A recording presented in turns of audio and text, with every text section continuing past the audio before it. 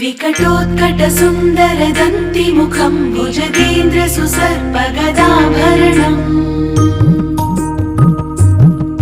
गजनीलगजेन्द्रगणाधिपतिं प्रणतोऽस्मि विनायकहस्तिमुखम्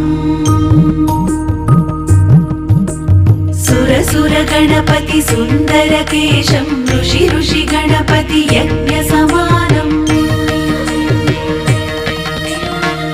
भव गणपति पद्मशरीरं जय जय गणपति दिव्य नमस्ते